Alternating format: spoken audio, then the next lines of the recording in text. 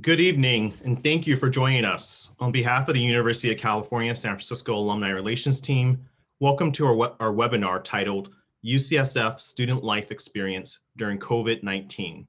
I'm your moderator, John R. McCoy, Director of Alumni Relations. Before we begin, please take a note of a few housekeeping items.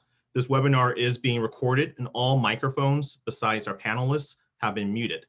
Please utilize the Q&A box to ask questions. We will attempt to answer as many questions as possible during the last 10 minutes of the webinar. Now for our program. Across the globe, universities have made significant adjustments to the student life experience in response to the COVID-19 pandemic. At UCSF, traditional programs and student-led activities have gone virtual or been scaled to accommodate social distancing. To help us understand this issue, we have with us today Alece Alderson, Assistant Vice Chancellor for Student Life, Jean Stanford, Director of Mental Health Services for UCSF Student Health and Counseling, and Adam Ketching, PhD candidate in the Biophysics Andino Lab and President of the UCSF Graduate and Professional Association. Welcome to all of our panelists. Thank you all for joining us. So to get us started, I thought we'll have each of you take a moment to answer this question. What has student life at UCSF been like throughout the COVID-19 pandemic? How would you describe student life today? Alece, do you want to go first? Then we'll do Adam and then Jean. Yeah. Hi, everyone. My name is Alece Alderson, she, her pronouns. I'm so excited to be here. The million-dollar question, right? So just to give you a little bit of context, within student life, my unit has first-generation support services. So 30% of our UCSF students are first gen, so the first ones in their family to attend college. We have basic needs and food security for students. So that's going to be a theme that you'll hear in my talk about how important that was during our COVID pandemic and continues to be. We've got student rights and responsibilities similar to student conduct, student government, student success and orientations. What did that look like during COVID and reinventing that, as well as registered campus organizations, so clubs and activities. We also have the student newspaper. Thankfully, that was like virtual even before COVID. So that was one less thing for me to think about. We have student veterans and military support services. And then we have a new initiative, restorative justice program. And honestly, like if I could buy stock in that, like this was the perfect initiative during COVID for so many reasons with community building. So as you can see, all of that's under my portfolio. Anything outside of the classroom of community building, building relationships is student life. And when COVID happened, it's kind of like, I think as a nation, we were like, what is this? And then the lights kind of went out and we had to quickly mobilize and trying to figure out how do we like recreate the student experience. I don't think anyone could have predicted. I mean, I wish I would have had like a glass ball to be like, this is what's going to happen and this is what you're going to do. But honestly, a lot of it was learning in the moment. Because we're a smaller institution, we're graduate students. My heart does go out to the undergrad institutions. That's a whole other thing. I'm never leaving UCSF. This was a lot easier. When I talk to my other fellow AVCs at other institutions, I'm like, oh man, I don't even have to deal with that. But there is still a lot to process here. And because I'm under student academic affairs, there's a lot of other units that we work really closely together. So we were able to mobilize and really think and collaborate. If you recall, March is right when like those lights went down, and that's right around graduation season. And that, as you all can remember, is a monumental time during our students' lives. It is a milestone to be celebrated with their students. If you can recall I remember going to their graduation ceremonies, and then all of a sudden, like what we're doing right now, you're sitting in a chair listening to a commencement speech, and somehow you're like trying to celebrate like you graduated. And so every single school had their own graduation virtual ceremony, but within student life we still wanted to make it special. And we're going to be doing virtual graduations again this year, so we'll have a 2.0 about how to make it better. But the first thing was to acknowledge our first gen students, and we knew that photos was the next best thing, and graduation regalia. So we sent out graduation cords. for a lot of our students, first-gen veterans, disabilities, students that have disabilities, LGBT, you name it, Black, Hispanic, Latinx students that have the historical graduation cords. We made sure that they got that as well so that they could do like photos. So that was kind of like the first hump of like, how do we, make sure that the people that are here and leaving us still feel like they had and were celebrated.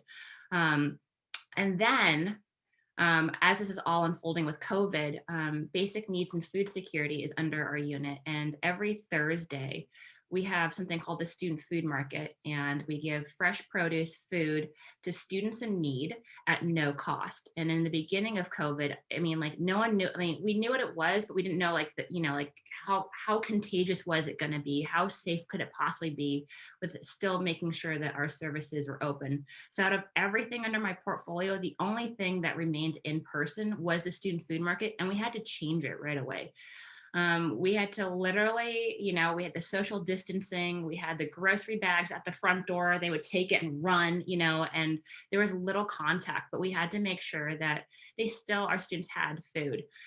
When we were getting our feedback and even the emails, some of our students were saying during that time, that was the only time I had human interaction and connection. So we were like, all right, let's try to recreate it like Disneyland, like let's have music. Let's like, have that positive energy. Let's making sure that when we're connecting with them at afar, like how do you ask them, how are they doing? And you see the smiles.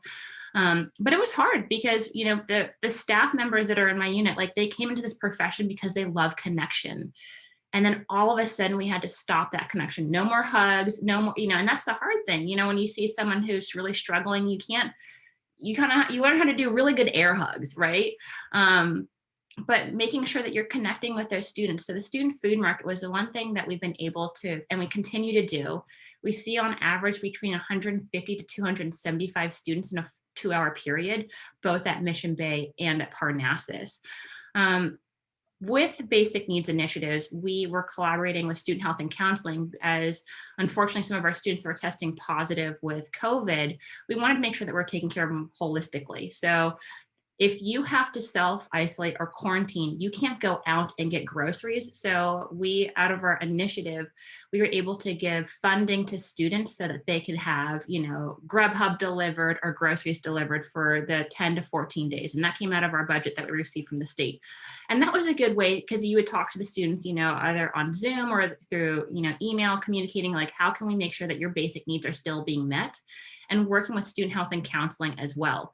We realized as, COVID, over the summertime, isolation and mental health. So Dr. Stanford and I were thinking about ways, how do we, offer services for them where if they're sitting at Tidelands in a little, a little room trying to isolate, or even in their own apartments, what kind of activities would we give? And so we decided also, it sounds silly, but we would send them like arts and crafts, like coloring books, like paint by numbers, just something. So that if there was a pod of students that all had to quarantine separately, they could jump on Zoom and do some painting or something to get their minds off. And so I think that's something that's been really nice because, Jean and I, like, we're just a phone call away. Like, that's the beauty of like how small our unit is really supporting holistically the student. So right when we thought we got the groove of COVID, the summertime and the death of George Floyd just imploded. And as you can imagine, our students, wanted to go out, they wanted to demonstrate, they wanted to voice, how they felt. And at the same time, we're like, how do you support these students and do social distancing? So working with our university so that we could do, demonstrations down at Mission Bay far apart or in an area where we could really work with our local like leadership and authorities to making sure that they could. And what does it look like afterwards if they had to come to the Student Food Market? Obviously if a student had, participated in a protest or a demonstration, we couldn't have them coming. So we would at least put the food on the sidewalk so they could collect it so they're not even coming on campus. I think that was something that we weren't prepared for. Obviously, you have COVID in itself, George Floyd and the racial injustices, the combination, for us, for our students, it's emotionally exhausting. It is hard, but our students demand a lot of us, as they should, and trying to create spaces for them as well. So I think Dr. Stanford will definitely talk a little bit more about that. But that was that combination this summer, and we're to this day still addressing what our students need. On the side of programming, Zoom, like I think Zoom's a curse word now. In the beginning, it was exciting, and now like you get to like like you have the levels of Zoom, like a Zoom meeting, you're all excited, but then you have breakout rooms, and then you have a whiteboard, but then that kind of wears off, and students don't want to do that anymore. A breakout room or a whiteboard or any of that stuff isn't, like they're already in Zoom in their classes. To build community outside was difficult. So we've used other platforms such as Remo. So it kind of recreates like a layout of a conference, and they can jump around to their own tables. We actually had one, 2 nights ago. On Tuesday night, we had our first generation to community reception. And so we had alumni there, we had students, and they were able to bounce around and interact. But the other part is how do you welcome students who have never been on campus? And so for the graduate division, we piloted restorative justice circles. And so restorative justice circles, there's different tiers of it, but for the purpose of orientation, coming together in small groups and asking intentional conversations and really having our students have the opportunity to listen.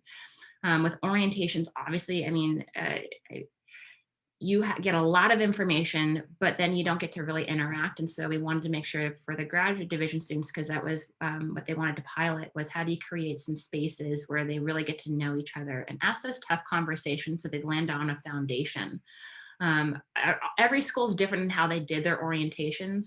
But this was a nice piloted program for the graduate division. And then for us, since we're in charge of orientations, I love seeing the students in person, but we had to recreate it. And so I think there's some lessons learned from COVID, asynchronous learning. We don't have to have a Zoom all the time. They can do it on their own. Students like to push, how fast the playback is. I learned that too in the middle of the COVID pandemic, that I can bump it to have playback double the speed, so it cuts down on their time. But then still having the interactions of doing live Q&A so they can ask questions. And so, it's weird. We're already thinking about graduation, but in my mind, I'm thinking about how do we bring in our next group of students, because they're going to be on orientation. It's going to be something similar, but we always try to get the feedback of the students and making it a little bit better. But we're still in it, my staff's still there, the students are here. I live for Thursdays when I do get to see the students, even for, a hot minute while they're at the student food market, but it's difficult. But the one thing I have to appreciate is the collaborations amongst the units and the schools, and how quickly, I think communication, but I mean, sometimes our students may not see it, but how close we've gotten, even more so because of George Floyd, the racial injustices, and COVID. But I'm sure you all have a lot of questions, and I'm sure I probably missed some things, but I think overall that kind of helps a little bit. Definitely. Thank you for that. And I just want to put a reminder out to everyone that if you do have questions, please do use the Q&A box. Adam, how about for you personally, but also as a student, what has student life at UCSF been like throughout this time period? Yeah, also Adam, he, him, his. I'm a fourth year student and also a student leader, so kind of wear these two hats, and I think can speak from two kind of slightly different perspectives. And I think first would say from the perspective of being a student, especially in the biomedical studies at UCSF during the time of COVID, and for many other students, I think it was a call to action. I think there's a lot of great stories, whether it is ramping up testing through the BioHub, incredible collaborations through the CQRC, and other multi-lab organizations. There were a lot of great, this pandemic, while terrible, brought a lot of communities together in order for both for research, for clinical aid, and a lot of students got to experience that and be really, in a lot of cases, the backbone of these efforts. So I know, speaking for myself and other students, this was a chance to be part of the solution, starting as early as March, and really still continuing to this day. I can speak that members of my lab during the shutdown just really never went home, because in a virology lab, it's the time when you want to be working, you have to work a little bit overtime in order to adapt to a virus that we had almost a little more than a year ago, we had never seen before. So as a student, it was that crisis was a problem to be solved, and some students, notably so, helped out for a certain extent. But then, of course, most students didn't come to UCSF to study COVID because COVID wasn't here when we came here, and this has been a delay on a lot of people, a lot of students' degree progression, and that has been an issue for many students. And to also to kind of speak to that also from the student government side, this was a real crisis for a lot of students, and one that student government, although we do have a limited budget or people power, we're able to do as much good as we could through establishing COVID relief awards, through using our surplus funds to give out. I think at this point it's been around $80,000 to students in order to help out with the new burdens of work from home, or if they do have to come onto campus, it's in a much more difficult way. And to kind of also adjust, student government before COVID was very much known for our events. So I don't know if a lot of alumni or students remember Formal, which was a kind of a huge highlight, and something that student government would plan all year for, and then having to cut it out and try to figure out what can replace it. Of course, nothing really can replace it. So events had to go again on Zoom, which aren't the same, but we've been able to somewhat adapt through events like Pets on Zoom, where everyone gets to show their pets, as I think sometimes our favorite part of these Zoom calls is to see other people's pets. So events are one area that we had to change. I think, of course, they have not been as good as being as in person, but have been as much as we can do. The other aspect of student government is advocacy. I think that's area where student government has been trying to do a lot with regards to not to say that there's negligence on the part of the University of California or UCSF, but to fill in, hey, here's where students are having issues, and really try to help relay here. Is this just happening to one student that needs to be just a hole to be fixed, or is there a more systemic problem? And trying to be kind of the connection between what is happening with many students and what small things that need to be changed, whether it's having to do with housing or basic needs. And to move on to that second point, when it comes to police violence against Black lives, which UCSF student government has been part of a larger UC wide role of trying to reimagine, is I think the good word to use, of what University of California Police Department looks like on campus, and trying to inform from the students' perspective what can be changed. And sometimes, of course, the students are sometimes the more progressive voices in the room, but to kind of push the dialogue and directions are really to reimagine. I think this is occurring right now in the UC-wide campus safety symposiums that are happened early this month and will be happening next month. I think that's, I guess I could go on longer, but that's kind of an overview. Great, thank you for that. And Dr. Jean Stanford, what about for yourself? What has student life at UCSF been like during this time? Okay, well, good evening, everybody. I'm Jean Stanford, pronoun she, her, and I've been at UCSF since the beginning of 2018, and then at UC Santa Barbara for 13 years prior to that as the Director of Counseling and Psychological Services. And so I'm going to be speaking obviously from the mental health lens. And I'm not going to go into our pivot to telehealth. I think Alece alluded to that. And obviously, we were not doing that prior to COVID-20. And that was a whole other thing for our staff, but I can say we pivoted on the mental health staff in about 2 weeks in terms of getting on the platform, getting our consent forms and doing all of that. And for those of you that don't know, student health and counseling services is an integrated service. So we provide primary care as well as mental health, but I am going to be speaking about the mental health. So just for a little bit of context, mental health needs have been rising for the past 10 years or more across the country, as you probably know, not just at universities and colleges, but in all aspects of society.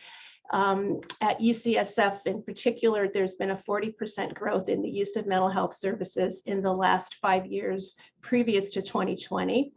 About 1 out of 4 UCSF students utilize mental health services.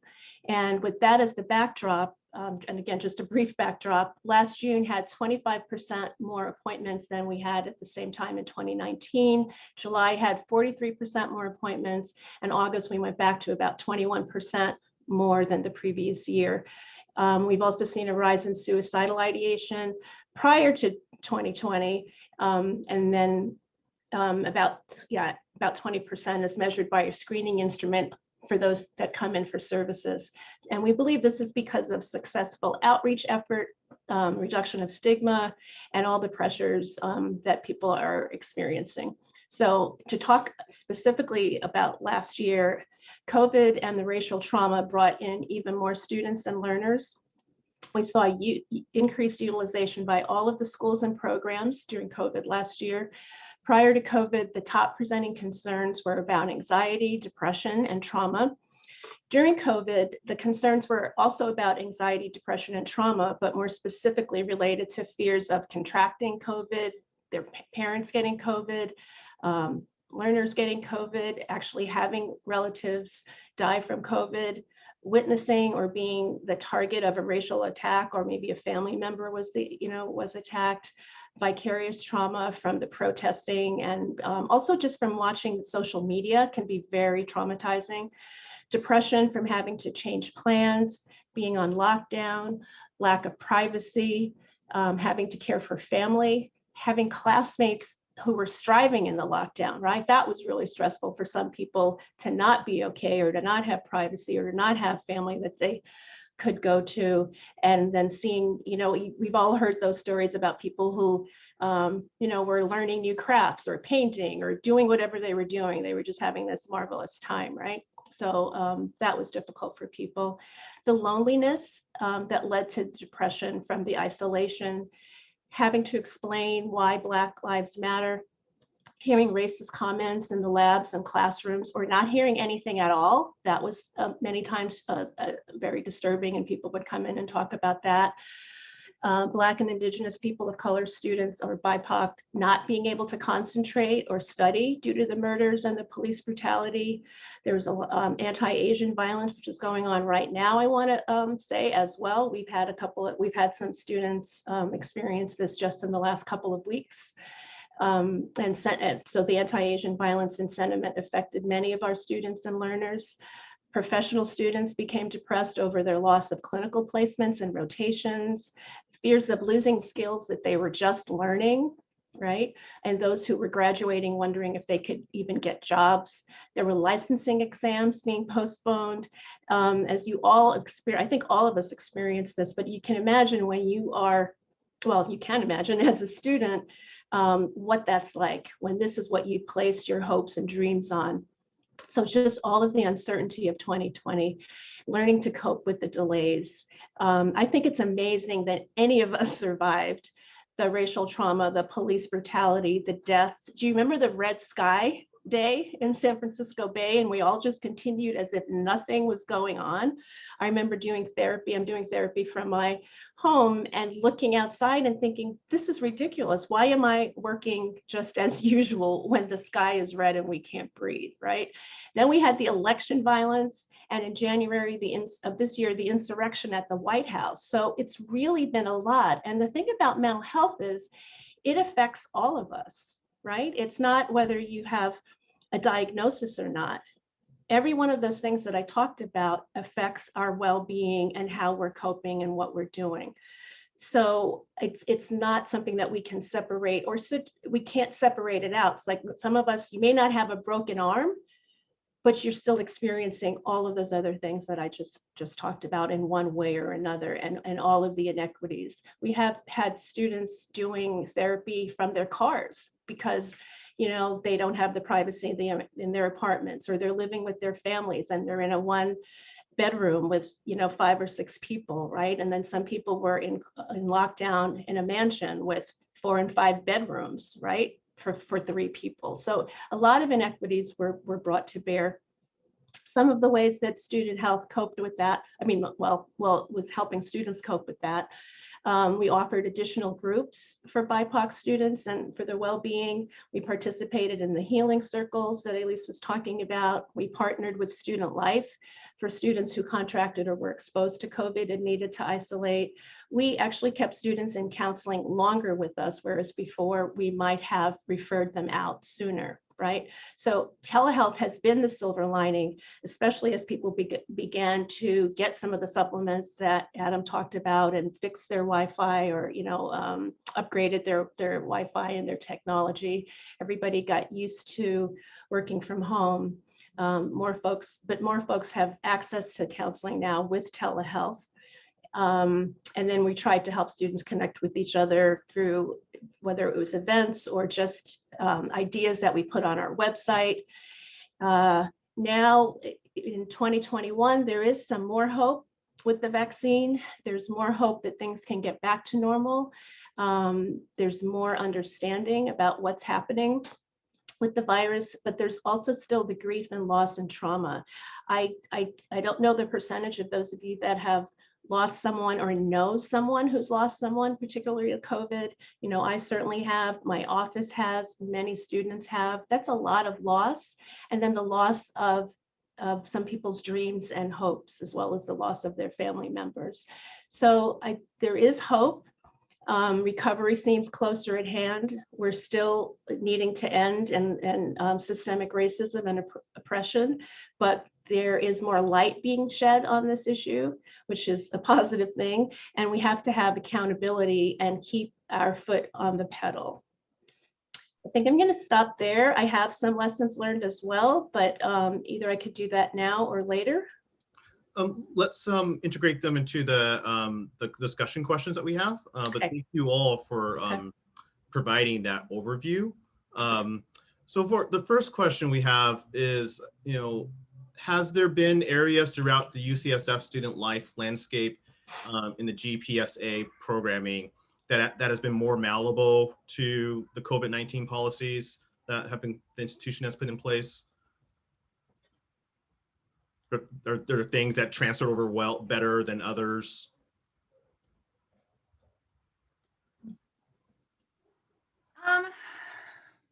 I'll take a stab at it. I think, you know, there are some things that we've learned that our trend, like our programming in person is never going to be equal or to a Zoom or whatnot. But we have, you know, some of the feedback that we get, or some of our students from UCSF Fresno, they've been able to participate when they normally haven't been able to. So I think, you know, when we do come back, it's going to definitely be kind of a hybrid, but there'll be people on campus and people that are away, but we can still connect. We learned that we have a virtual front desk for student financial services and for student life. And so we've been able to connect with students that we normally wouldn't be able to. But when it comes down to with policies, I mean, I feel like right when you think you understand a policy, it's going to change depending on the university or the CDC. So I think that was one of the things that we kind of sometimes had to chase our tails, is always changing. And then that's frustrating for our students because they would say, like, you said yes, and now you're telling us no. And so I think communication and being really transparent with the students and letting them know that sometimes, you know, it's going to feel like we're out of control and not giving them a definite answer, but we're doing the best that we possibly can. And having those conversations, like, I think, you know, this past year, we've done so much listening, because that's where our students sometimes get frustrated, so they don't feel like they're being listened to. So a lot of our time, you know, is in meetings. I think I'm in more meetings than I ever have been pre-COVID. And that's because it's connecting with the students and really hearing them out. Yeah, I think telehealth is here to stay. I think we've seen the benefits of that because we do have students in Fresno and in Southern California when they go on their rotations and their clinicals. I think students do like that. Obviously, there will be people that we will be able to return in person at some point, maybe not for mental health services as soon as we are for primary care, but I think that that has been helpful. It is especially like if you're on a lunch hour and you have just your lunch hour, you can do therapy because you don't have to travel. Whereas before you had to travel, so that would not allow you to really have a therapy appointment in such a short period of time. So I think telehealth is one of those policies. Also, the telecommuting will be a policy that will remain as well at the university. Yes, and I would go off of all of this and say that also student meetings are easier. I would say that it used to be kind of a pain because I'm based in Mission Bay to have to take the half hour to 45 minute to an hour shuttle to Parnassus and back and forth for different meetings because I know Student Life is often based there, and then driving commuting the reverse. And even so, when I speak to a lot of my, used to have meetings with a lot of my colleagues at other UCs, or you have to have a central meeting spot. And that would mean for myself having to just block out a weekend and travel all the way down to somewhere like Riverside. Although the benefit is all these meetings, I think in person were much more productive. I think there's, of course, the downside. I think there's a lot of more dropout in fatigue and less engagement often during these meetings. Yeah. Even though they are easier to get to. But remember the effect on the environment. Remember the pollution, they measured the pollution drop last year after the lockdown started all over the country. So that was a positive. And you're right about there is that lack of in-person warmth and energy that gets shared when you're in person, but the trade-off is more people being able to come to a meeting. Some of my meetings, like my professional meetings, people that could not afford to travel, right, to come to some of the professional national meetings, now we had a greater participation this year at one of the national psychology director meetings. So that was great. We lost the in-person, but we gained more representation. So there's always a plus and minus. And I think with the students too, before COVID, students were on campus and our programming hour was really from 12 to 1, right? So the students would come over to the Success Center or they would go to do lunch and learns. But now we're realizing that our students need that 1 hour to decompress. They don't want to be on Zoom. They want to go walk their dog. They want to go meditate. They want to go color. They don't want to be in front of a computer screen. So in the beginning, Student Life is doing we thought oh, well, still they need some type of interaction between 12 and 1. And then we realized they don't. They need a timeout. And so we started doing evening programming because we knew that they could, do their classes, but then they would have an hour in between their classes in their evening to build community. And that's been really beneficial for the students, but also from the staff, because Jean knows when I was on campus, there would be days where I'd be there for 15 hours because you start early and then you've got a program and it ends at 9 and then you got to go home and then you're expected to be back in the office by 9. But now I'm I don't mind doing a program because after this, even for tonight, I click off and I'm in my house. And so I think staff are very willing to be flexible too for our programming side to meet the needs of our students.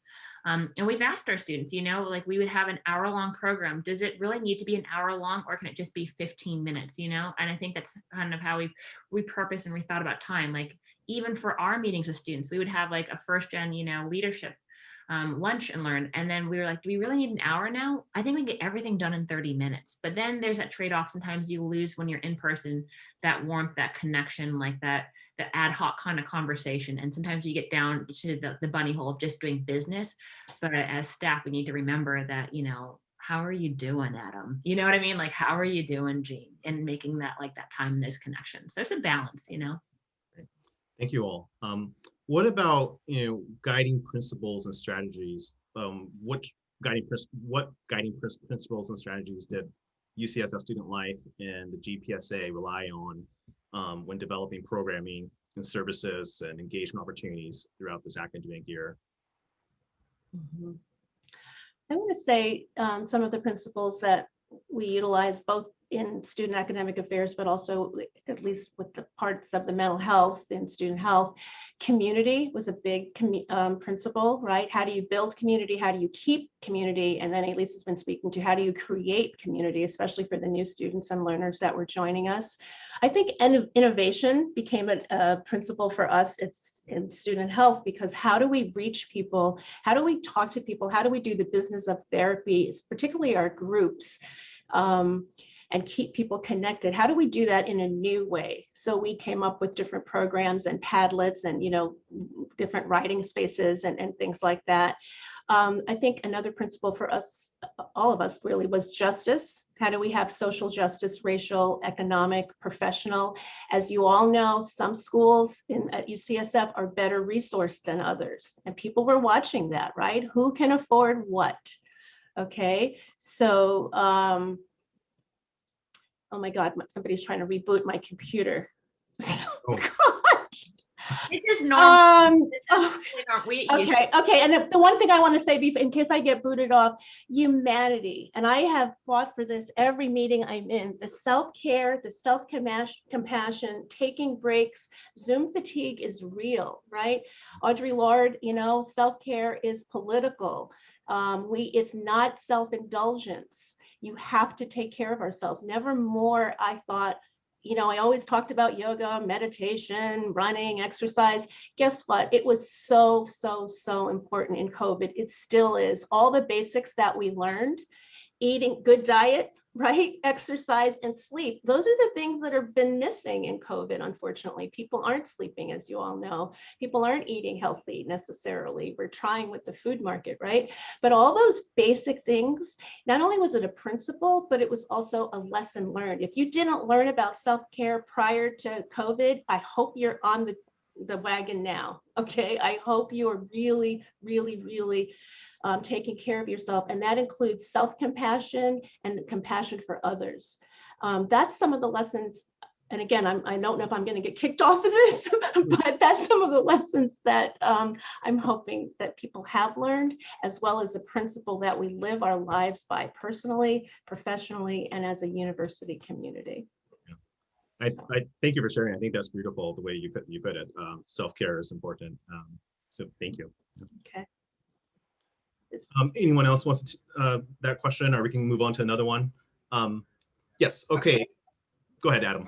I briefly say that I think the two that GPSA have kind of is like one is equity and giving back resources to those who need it the most. In the spring, we tried to just give everyone back their student fees, but I think that was a more of an equal approach rather than an equitable approach. So now we're trying more. Those who need it the most are enduring the most hardship. And I think second is to really vocalize voices that aren't often present at the table, and try to make space for those who are whatever voices or whatever perspectives that are usually affected the most, which oftentimes really showcases the strength of those who are going through difficult times. We'll take this time to, we have a question come in, and it sounds like it might be an appropriate time. Maybe for Alece, do you know if has there been any surveys of students during this time, and to get an understanding from the different departments and how they can support them? Yeah, it's kind of ironic that you bring it up, because we just had this discussion on Monday within Student Life. One of our directors was talking about we also are very cognizant that our students get a lot of surveys. And so it's something that we need to be, we need to be concise, but trying to figure out what is working and what would they like to see, like what is post-COVID or the hybrid of COVID when we do come back. So I mean, it's in the very beginning stages. It is something we want to make sure within student academic affairs, it's a united front, so that it's not like student disability services doing one, first gen's doing one, basic needs is doing one.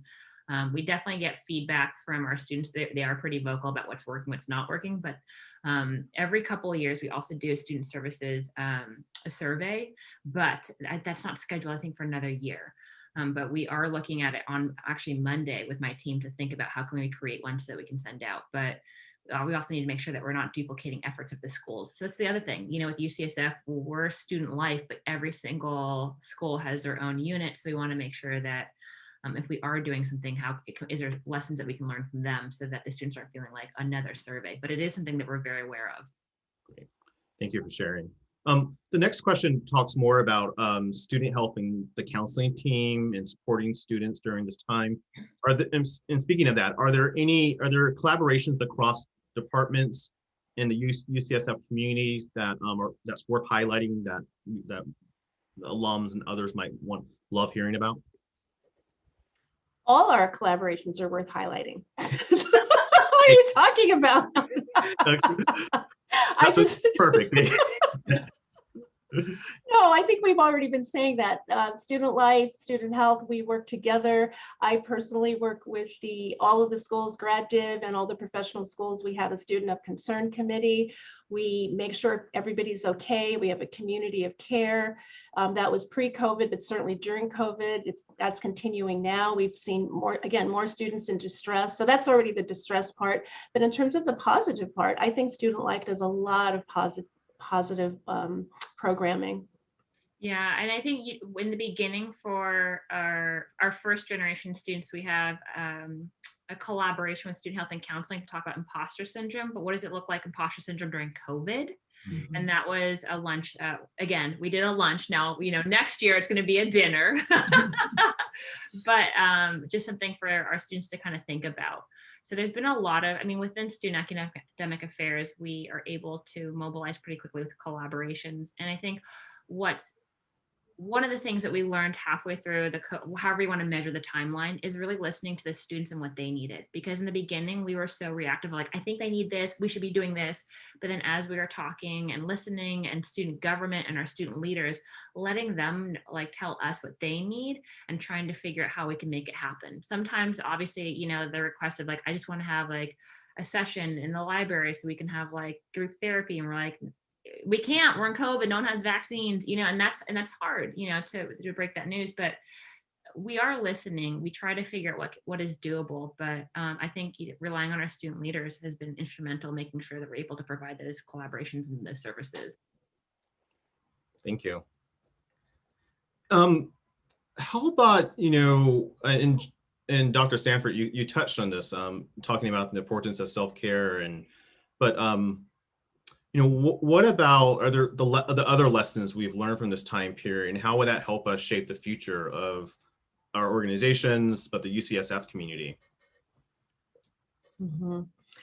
Flexibility was a big one, obviously, for all of us, but I think it's a big lessons learned in being able to pivot to, whether it was to telehealth or to pivot to, some people had to pivot their clinicals to figure out how to do that remotely online, which students weren't happy about, but you know, it was better than not having a clinical at all. Just the flexibility of the mindset. I didn't say before, but a lot of people that consider themselves introverted were flourishing during the isolation and the COVID in the lockdown, because they really benefited from being able to not have other people in their space, right? Or to work from home. So that was another lesson. In terms of what that lesson is to me, it's about one size doesn't fit all, right? We're always trying to fit whatever is the measuring rod. And I think in COVID, a lesson learned is, you know what, people can thrive in different ways, and it allowed people to thrive in different ways, which is also why we're trying to not have just one standard, right? Not have I'm going to just say the word, not have white supremacy be the standard. There are other standards. If we look to other cultures, if you think about people of color and indigenous folks, how much trauma and exploitation we've been through, how much of a survivor we are, maybe you can look to our communities to help move forward, right? Maybe we can set the standard instead of the other way around. So I think that was another lesson learned. Like Alece was saying, listen to other people that weren't at the table. I felt like last year and this year, and I think Adam was starting to talk about this as well, more people and different people have been invited to the table. I think that's what we want, the diversity of voices. I love the word reimagine that Adam used. Can we reimagine something from a different perspective? That's all, that's what we're asking for. Let's look at a different perspective, which is really challenging for UCSF because we're supposed to be setting the standards, right? And all of our programs and all the research we do and all the rest of that. But what if we reimagined what the viewpoint was of looking at, asking the questions and looking? Definitely. One question, talking about like the student experience, and this is for all of you, so whoever feels like to want to answer. So two things, how have we noticed has there been differences in experience for international students versus domestic students? I imagine like not being able to go home. But also, and Adam, you mentioned this before, like delay in progression, like how have student life and GPSA played a role in supporting students as they're figuring all that out, especially in this crazy time period?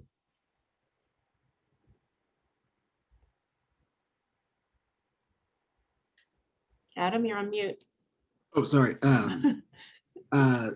So for regarding international students, this is an issue. This is not the first time in this past couple of weeks that issues like this have come to me, or that they're engaged with by other like across the UC. I think there's maybe the international student population is a little bit smaller than they are in other UCs, but usually I think the Office of the International Office deals with these issues fairly well. But again, this is if oftentimes there are issues, especially during the summer when there was the student visa issue from the Trump administration. I think the GPSA, we sent out a statement regarding this matter. I don't think we've sent out a letter recently, but this issue keeps coming up. It doesn't seem to each time get nailed down, and I think that large part of it is just trying to set examples for the community, and really is just a culture that needs to change. But whatever ways that we can students can advocate for themselves and turn this into either policies or any kind of actionable change is often, but we usually do take that route. Adam, that you kind of brought me a flashback during that the decision with the Trump administration, because this happened during orientation. And for a lot of our graduate students during orientation, they were stuck and, still trying to advance here. And I remember doing an orientation with, I forget which graduate program, but like 7 of them, weren't even in the country, and it was 2 a.m. and it was 7 p.m. and they had to pivot and figure it out. And I remember working with Kevin Long, who speaks at our, he works for the ISSO, trying to help and support them. And I'm glad that era is over, because every day you'd wake up to some silly new policy that has, it wasn't silly, but a frustrating policy that had a serious impact on our students. We had some students that were separated. Half the family made it and the other half didn't. And, we were trying to figure out how do you support families that were kind of torn apart. It was crazy. But, I think I've learned more with our ISSO department and trying Which is what? ISSO? Oh, here we go. I knew you. International Student Service. Oh my gosh. Help me out. Yeah, International Student Services Office. Yeah, office. Yeah, a lot of acronyms. We were just joking about that, how many there are, and sometimes you rattle them off, and then sorry about that. But working with the office and trying to figure also, for our basic needs and food security. Some of our international students didn't want to take the food because they were afraid that it would be seen as a service, and when they would apply for their visas or their status, that it would be, seen as a deficit, and we had to work with that. It's crazy. In the middle of COVID, when we're like, we know you need food, like we're not even going to swipe you and just take it and go, and having those conversations. And so international students, you can imagine the mental health stresses that brought along, as well as our undocumented students, right? There was a lot of going on last year, besides from the travel bans and people being stopped at the borders and families separated. So if anybody who doesn't know that that's going on at UCSF, just because we have older students, it is going on. So everything you heard in the news was also happening at UCSF to UCSF students and scholars. I think if we did a movie, I don't even know how you'd capture that. It'd be like the Titanic. It'd be like a 7-hour movie of like what happened between March and now. Like it's just it's as we're unpacking all of it, you're just thinking like, how did we get through every single week? And I think it's still difficult, but it's the students that's what motivates me to keep on going to work, because they have a goal, they have a dream, and it's, as staff, I want to support them no matter how hard it is.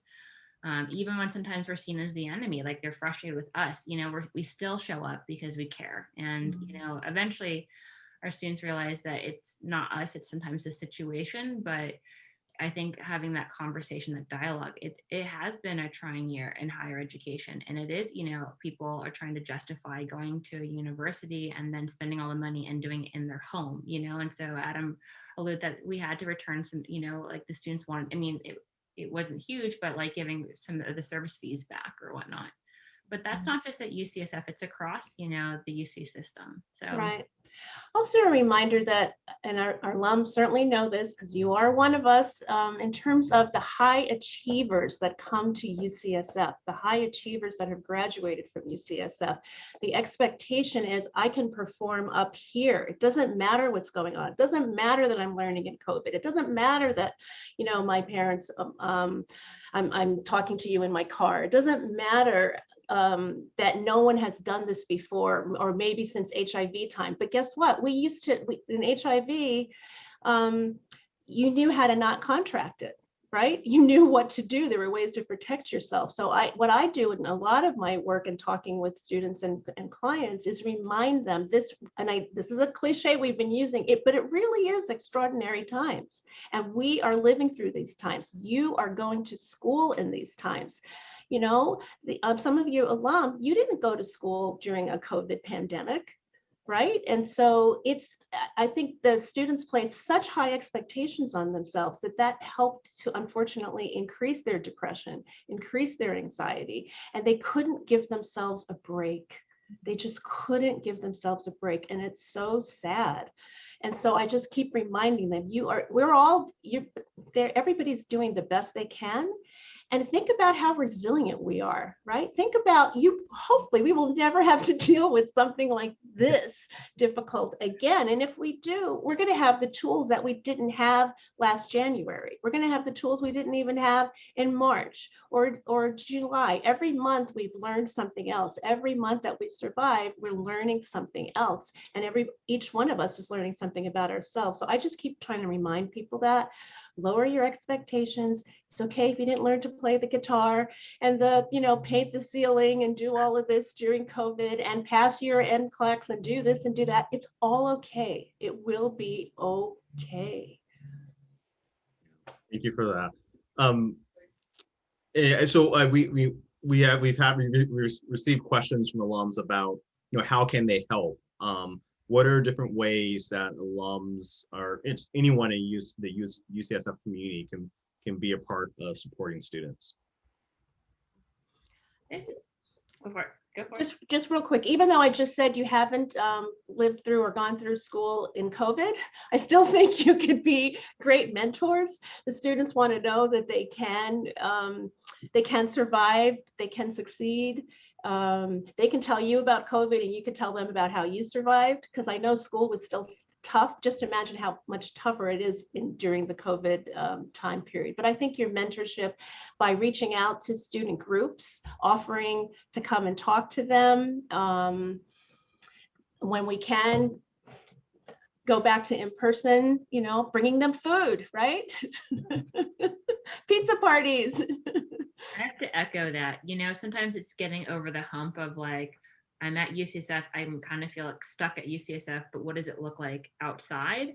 And all the schools have great mentorship programs, but any time to have a mentor, it's been really beneficial for our first gen students. We have a pretty robust mentorship program, and it's been really helpful because we have check-ins with our mentees, and just to hear them say that they were able to talk to somebody outside of like the bubble of UCSF that is in their profession, and how if they're a doctor or a nurse or a dentist, what does it look like? What does COVID look like in their practice? And so I think, you know, it's the power, never underestimate the power of a connection and time. I would definitely echo that connections are supreme right now. That I can say from personal experience that in normal times, I mean, all UCSF students are here to get a degree and then get some sort of a career afterwards.